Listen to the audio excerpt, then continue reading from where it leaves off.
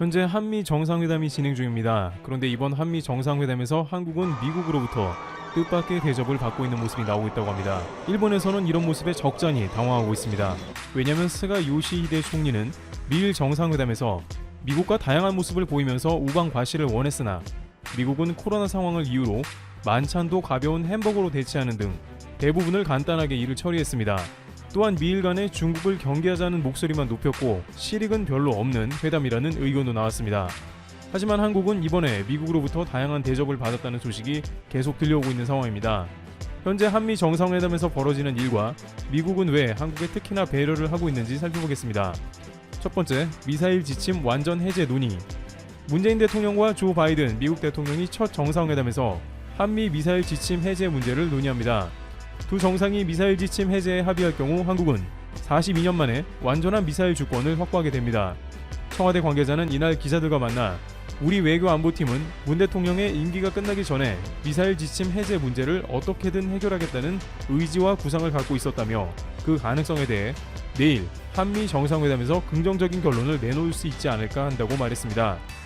두 정상의 논의 결과에 따라 전격 한미 미사일 지침 해제가 선언될 가능성이 있음을 시사한 것입니다. 이 관계자는 한미 미사일 지침은 42년 된 것이다. 당시 우리가 미사일 기술을 얻기 위해 미국 통제 하에 미사일을 들여오겠다고 했는데 오히려 족쇄가 됐다며 따라서 문재인 정부 출범부터 미사일 주권을 어떻게 확보할 수 있을지 숙제로 갖고 있었다고 말했습니다. 한미 미사일 지침은 박정희 정부 말기인 1979년 10월에 만들어졌습니다. 당시 정부는 미국으로부터 미사일 기술을 이전받는 대가로 미사일 최대 사거리를 180km로 제한하기로 했습니다. 동북아 지역의 군비 경쟁을 우려한 미국의 전략적 판단 때문이었습니다. 그러나 북한 핵미사일 위협이 점증하면서 미사일 지침에 따른 제한은 서서히 완화됐습니다. 김대중 정부 시절엔 최대 사거리 300km, 탄두 중량 500kg으로 지침이 1차 개정됐습니다. 이어 이명박 정부 시절인 2012년 탄도미사일 최대 사거리를 800km로 늘리는 2차 개정이 이루어졌습니다. 문재인 정부 들어서는 두 차례의 개정이 이루어졌습니다. 지난 2017년 11월 탄도미사일의 사거리를 800km로 하되 탄두 중량 제한을 완전히 없애는 내용의 3차 개정이 이루어졌고 지난해 7월에는 4차 개정을 통해 우주 발사체에 대한 고체 연료 사용 제한을 해제했습니다. 만약 이번에 관련 지침이 해제가 된다면 사실상 한국이 보유하고 있는 전술 핵무기급이라고 평가되는 현무와 함께 군사력이 급증하는 효과를 보게 될 것으로 판단됩니다. 여기에 핵잠을 비롯한 육해공에서 다양한 미사일 탑재를 통해 더욱 군사력을 확대할 수 있을 것으로 판단됩니다. 두 번째, 미국 최고훈장인 명예훈장 수여. 문 대통령은 바이든 대통령이 94세의 한국 전쟁 영웅인 랠프 퍼켓 주니어 퇴역 대령에게 명예훈장을 수여하는 자리에 참석하는데 바이든 대통령이 미군 최고의 영예인 명예훈장을 수여하기는 취임 후 처음이며 이 자리에 전격 한국 정상을 초청해 양국이 혈맹임을 드러내는 배려를 보여준 것입니다. 미 조 바이든 행정부의 고위 관계자는 자국 용사에게 주는 최고 훈장인 명예훈장을 수여하는 데 있어서 타국 정상을 참여시키는 건 최초라고 이야기하면서 매우 의미 있는 미국의 배려라고 강조했습니다. 게다가 한국 정상이 미국에 도착하는 시기에 맞춰서 초대를 했고 바이든 대통령까지 참석했다는 것은 그만큼 한국이 이번 정상회담에 참여하는 데 있어서 미국이 공을 들이고 한국을 신경 쓴다는 의미입니다. 바이든 대통령은 오바마 행정부 시절 한국 환병대 등에 방문하고 판문점을 방문하는 모습을 보여왔으며 한국 전쟁에 대해서 잘 알고 있는 한국통이기 때문에 전격 이러한 결정을 내린 게 아니냐는 의견이 나옵니다. 하지만 일본 입장에서 본다면 짧은 일정 가운데 별다른 소통 없이 다소 어색한 모습만 연출한 스가 총리와는 달리 오히려 한국이 뭔가 미국과 진득한 관계를 연출하는 모습이 나오며 밀렸다는 인상을 지울 수 없는 것입니다. 세 번째, 펠로시 하원 의원장 깜짝 발언과 환대.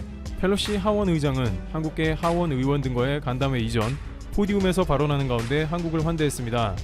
특히 문재인 대통령과 두 번째 만남이라고 소개하며 양국은 특별한 관계임을 여러 차례 강조했습니다. 또한 보통 간담회에는 모두 발언 이후에 시작하며 문 대통령 첫 방문 시에도 그렇게 시작했지만 이번에는 문 대통령이 직접 포디움에서 발언하게 하는 배려를 하면서도 이례적인 모습을 보여주기도 했습니다. 한편 간담회에서는 낸시 펠로시 하원 의장이 지난해 문 대통령으로부터 받은 연하장을 꺼내들고 아주 예뻐서 간직하고 있다. 인류의 평화와 번영을 위해 쉬지 않고 노력한다는 글도 감동적이었다고 말해 눈길을 끌었습니다. 누리꾼들은 트럼프 앞에서 연설문을 찢어버리던 싸움꾼 펠로시 의원과는 전혀 딴판이라며 한국을 따뜻하게 환대하는 모습에 놀라고 있습니다. 한편 한국계 의원들 4명도 모두 한자리에 모였습니다. 미국 하원 지도부의 간담회에 참석한 민주당 소속 앤디 김, 연방 하원 의원은 문 대통령을 마주하면서 부모님께서 50년 전 가난한 한국에서 미국에 이민을 왔다. 이제 하원 의원이 돼 대한민국 대통령을 만나니 매우 감격스럽다라고 소감을 밝혔습니다. 이날 간담회에는 앤디 김 의원 외에도 민주당 메릴린 스트릭랜드, 한국명 순자 의원, 공화당 미셸 박스틸, 박은주 의원, 공화당 영김, 김영옥 의원 등 한국계 하원 의원 4인방이 모두 참석했습니다. 스트릭랜드 의원은 한복을 입고 미국 의원 취임 선서를 했던 것이 매우 감격적이었다고 취임 선서 순간을 떠올렸습니다. 그는 한국은 오뚜기처럼 복원력이 강한 나라라고 응원한 뒤 한국이 잘 되면 미국도 잘 된다. 양국이 협력할 분야가 많다고 했습니다. 시종일관 미국의 배려와 화기애애한 분위기 가운데 한미 정상회담 일정이 흘러가는 모습이 나옵니다. 일각에서는 해외에서 대통령이 왔는데 환대하는 게 당연한가 아닌가 합니다만 그렇지만은 않습니다. 아베 총리는 역시 펠로시 하원 의장 재직 당시 방문했는데 펠로시 의장은 계속 위안부에 대한 언급을 했습니다. 펠로시 의장은 아베 총리에게 정의는 실현되리라 믿는다면서 아베 총리를 진땀 빼게 했다는 후문입니다. 네 번째, 바이든 서명식도 맞춰서 진행했다. 바이든 대통령은 한미 정상회담에 맞춰서 아시아계 증오범죄 방지 법안에 대한 서명을 진행했습니다. 이는 아시아인 한국에서 오는 것을 배려하여 전격 미국에서 맞춤 외교를 해줬다는 평가입니다. 일각에서는 이러한 것은 미국이 잘 하지 않는 방식인데 대부분의 경우 갑의 위치에 있는 미국이기 때문에 굳이 상대방에게 아쉬울 게 없는 상황인 경우가 많고 특별하게 세심한 외교 스타일도 아니라는 것입니다. 하지만 이번 미국에서 한국계 아시안에 대한 사건도 있었고 이에 대한 상황을 기억한 미국에서 이와 같이 일정에 맞춰서 서명을 진행하는 것은 말 그대로 극진한 대접을 받는 모양새라는 의견이 나옵니다. 여러 가지 상황이 대한민국의 국격이 좀 더 올라갔다는 평가가 나오는데 한편으로는 미국에서 왜 이렇게까지 한국의 세심한 외교를 보여주며 있냐는 의견이 나오며 근본적인 궁금증을 자아내고 있습니다. 그에 대해서는 역시 이번에는 한국이 다양한 경제 분야에서 미국에 역으로 풀어놓는 선물이 크다는 의견도 나옵니다. 예를 들어 미국은 수개월 동안 삼성전자 반도체 공장 입주 문제를 비롯해서 LG, SK 배터리 소송을 합의시키는 등 미래 먹거리 사업 분야에서 한국이 미국에 기여하는 바가 매우 크다고 판단했고 이번 정상회담을 통해서 한국으로부터 실질적인 도움을 받아낼 것을 기대하며 또한 그런 실무 협의가 진행 중인 것으로 보입니다.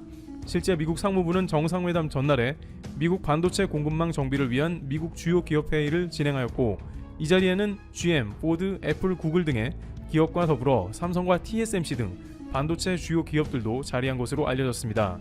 일본의 경우 양국의 우방을 확인하는 전통적인 정상회담 틀에서 크게 벗어나지 않았으며 또한 중국을 경계하는 이념적인 동맹 체계 정립 등 국제 외교에서 보여줄 수 있는 일반적인 외교 모습과 다를 게 없었던 흐름이었습니다만 한국은 직접적으로 바이든 정부의 경제적인 측면에 크게 보탬이 되는 다양한 공장들을 설립하면서 동시에 일자리 문제까지 어느 정도 해결하는 엄청난 선물을 들고 미국에 자리하니 차원이 다른 것입니다. 따라서 양국 실무진은 일정 가운데 반도체 배터리, 친환경, 각종 사업에 대한 논의로 눈코 뜰 새 없이 바쁜 일정을 보내며 말 그대로 꽉 찬 일정을 소화하는 모습이 나타났습니다. 한편 일본은 역시 엉뚱한 소리를 하는 모습입니다. 일본의 로비를 대거 받는 국제전략연구소에서는 느닷없이 한미 정상회담 기간에 맞춰서 일부 연구원이 바이든 행정부가 쿼드 가입을 제시했으나 한국이 쿼드 가입을 거절했다라는 근거 없는 이야기를 했습니다.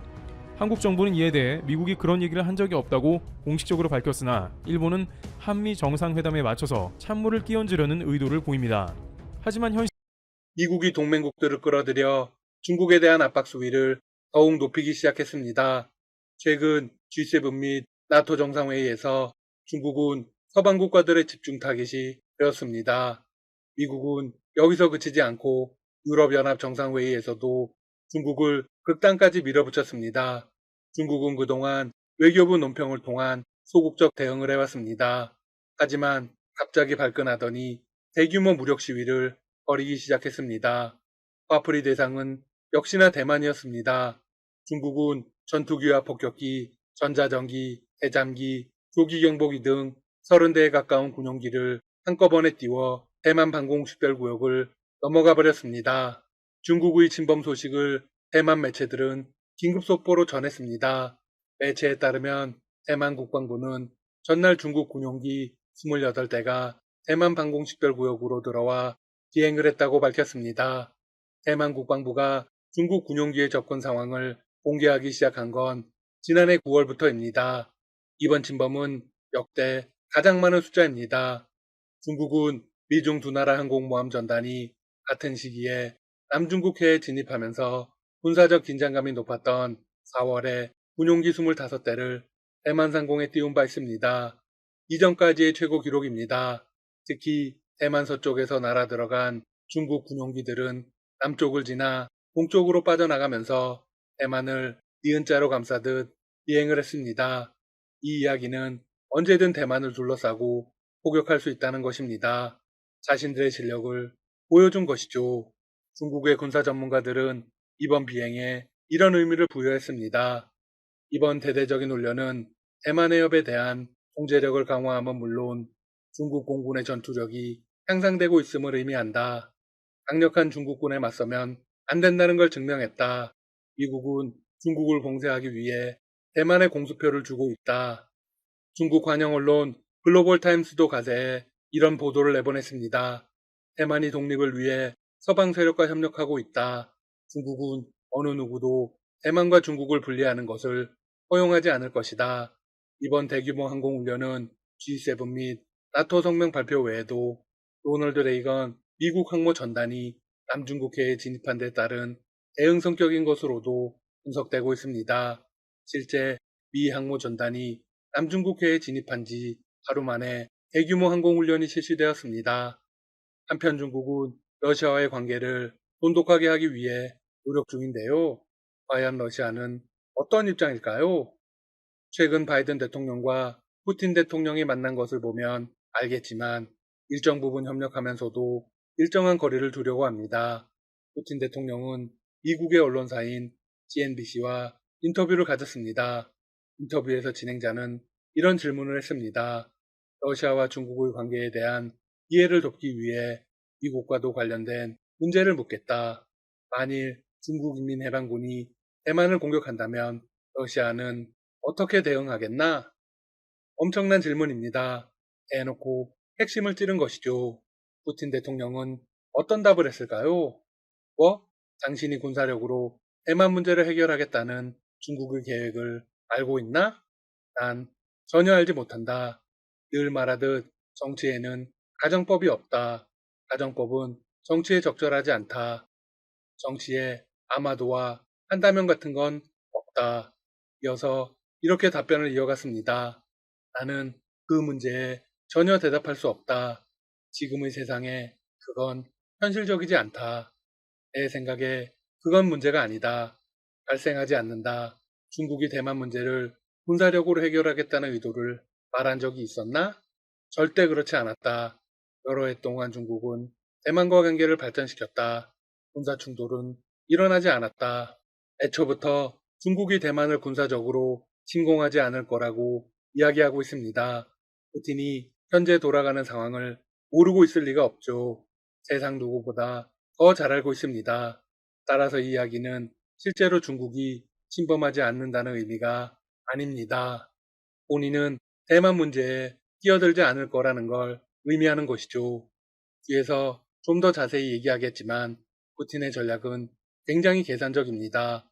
그는 미국의 전략에도 중국의 전략에도 휘말리지 않는 자신만의 확고한 전략을 가지고 있습니다.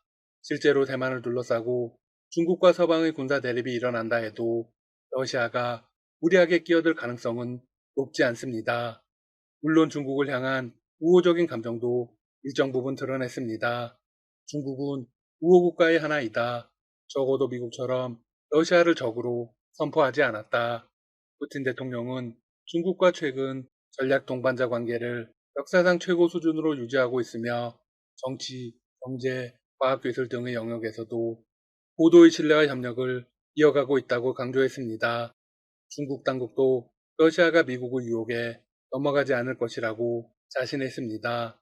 중국 외교부 대변인은 이런 긴급 성명을 내놓았습니다. 진짜 황금은 재련을 두려워하지 않는다. 온갖 계략으로 중국과 러시아의 관계를 이간시키려는 사람들에게 어떠한 시도도 우리의 관계를 파괴하지 못할 것이다. 중국은 특히 나토의 전략을 집요하게 거론했습니다. 중국 관영 언론들은 미국과 유럽의 집단 안보 체제, 나토의 기능 조정은 향후 중국과 러시아에 대한 산업 풍향계가 될 것이라고 보도했습니다. 네, 나토의 공격 대상이 러시아와 중국이라고 강조한 것이죠. 매체는 미국과 나토가 공동성명을 통해 중국의 핵무기 확충, 중국과 러시아의 군사적 협력 등을 언급하며 중국을 비난했다고 전했습니다. 그러면서 러시아가 자신들과 같은 운명이라는 걸 강조했습니다. 중국이 얼마나 다급한지 알 수 있습니다. 하지만 많은 전문가들이 푸틴의 속내는 중국의 기대와는 다를 수 있다는 관측을 내놓은 게 사실입니다.